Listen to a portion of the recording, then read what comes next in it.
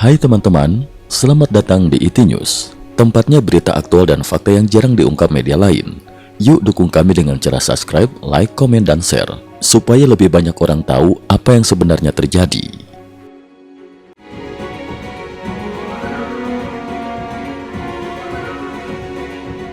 Salam pemirsa, 28 hingga 29 Januari 2026.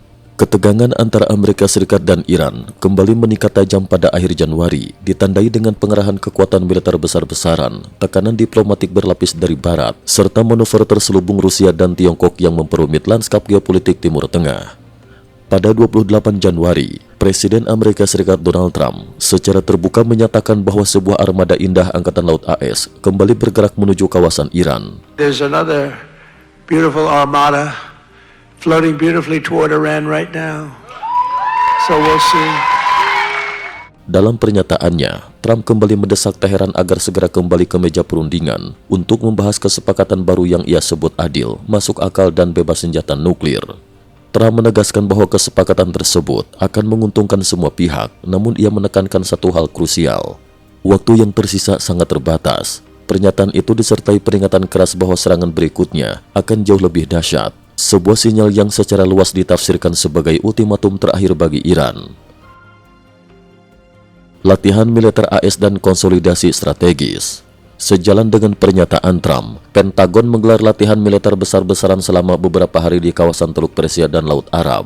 Latihan ini mencakup berbagai skenario strategis, mulai dari pertahanan udara dan anti-rudal, pengawalan jalur pelayaran, hingga operasi serangan darat, mencerminkan kesiapan AS menghadapi spektrum konflik yang luas.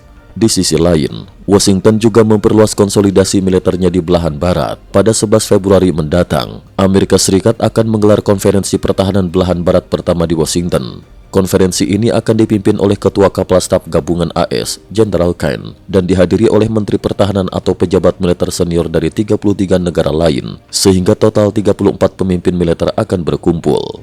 Sejumlah akademisi menilai forum ini sebagai upaya AS untuk menegaskan kendali strategis atas belahan barat, melindungi aset vital, serta mencegah penetrasi kekuatan asing yang bermusuhan, yang secara implisit merujuk pada Tiongkok, Rusia, dan Iran. Uni Eropa siapkan langkah terkeras terhadap IRGC.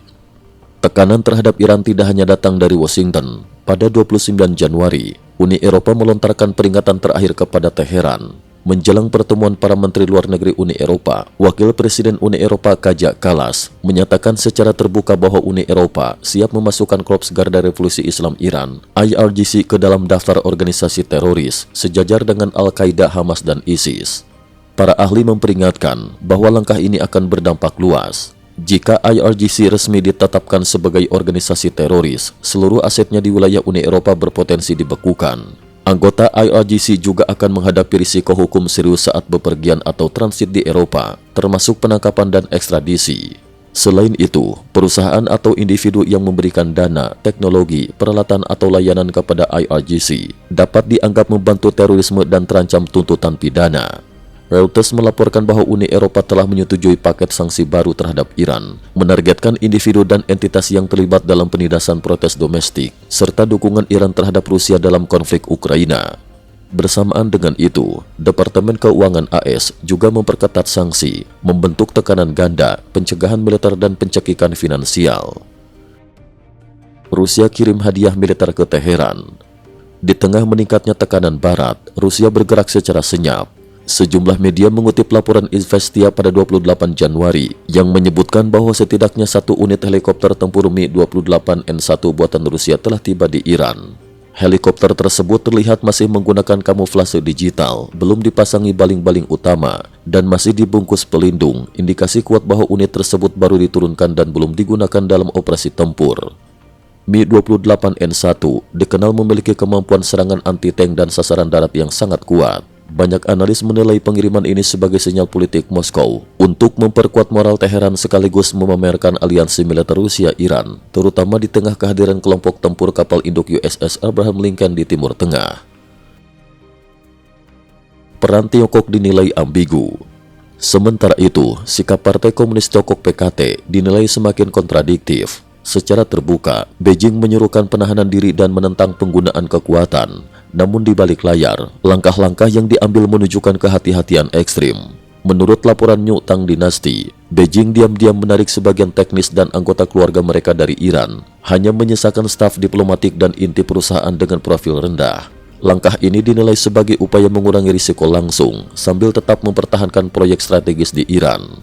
Di sektor energi, data di berbagai media internasional menunjukkan bahwa dalam 1 tahun terakhir, di bawah sanksi ketat AS, Tiongkok membeli lebih dari 80% ekspor minyak Iran, dengan volume sekitar 1,3 hingga 1,4 juta barel per hari. Minyak tersebut dilaporkan dibeli dengan harga 8 hingga 10 dolar AS lebih murah per barel dibanding harga pasar global. Dengan demikian, meskipun di forum internasional Beijing menyampaikan retorika damai, pada prakteknya Tiongkok justru menjadi sumber pendanaan tunai terpenting bagi Teheran di bawah rezim sanksi. Opsi serangan dan peran Israel. Reuters melaporkan bahwa sumber di Amerika Serikat mengungkapkan para penasehat Trump tengah mendiskusikan opsi serangan yang lebih besar dengan tujuan menciptakan dampak jangka panjang, termasuk terhadap rudal balistik Iran atau program pengayaan nuklirnya. Sementara itu, CNN menyebutkan bahwa perbedaan utama AS-Iran terletak pada tuntutan Washington untuk membatasi jangkauan rudal balistik yang secara tegas ditolak Teheran. Wakil Profesor Universitas Kainan, Chen Wenjia, menilai bahwa tujuan utama AS adalah pencegahan dan pelemahan, bukan perang skala penuh. Strategi ini mencakup pengerahan kapal induk, pengamanan jalur pelayaran, serangan presisi, serta penekanan terhadap pendapatan minyak Iran, meniru pola tekanan tinggi yang pernah diterapkan terhadap Venezuela. Pekan ini, pemerintahan Trump juga mengundang pejabat intelijen dan pertahanan dari Arab Saudi dan Israel ke Amerika Serikat. Axios melaporkan bahwa Arab Saudi mendorong solusi diplomatik, sementara delegasi Israel membawa daftar target potensial di dalam Iran untuk dibahas dengan pihak AS. Chen Wenjia menilai bahwa tekanan multi arah ini kemungkinan akan diwujudkan melalui taktik abu-abu, seperti operasi proksi, manipulasi risiko jalur pelayaran, dan tekanan politik. Israel diperkirakan akan menjadi garis depan utama, memberikan dukungan intelijen, serangan udara dan pertahanan udara jika AS melakukan aksi militer terbatas. Timur Tengah diambang kesalahan fatal. Saat ini, Timur Tengah memasuki fase kebuntuan berbahaya. Tidak ada perundingan nyata, tidak ada pihak yang mundur, namun semua masih berusaha menghindari perang besar. Risiko terbesar justru berasal dari kesalahan perhitungan atau insiden mendadak, yang berpotensi memicu eskalasi regional berantai dengan konsekuensi global. Cukup sekian dulu, terima kasih atas perhatiannya. IT News juga memiliki channel di platform kancing.com. Mohon kunjungan dan bantu subscribe agar bisa mengikuti perkembangan dunia tanpa batas. Terima kasih. Link kancing ada di dalam description.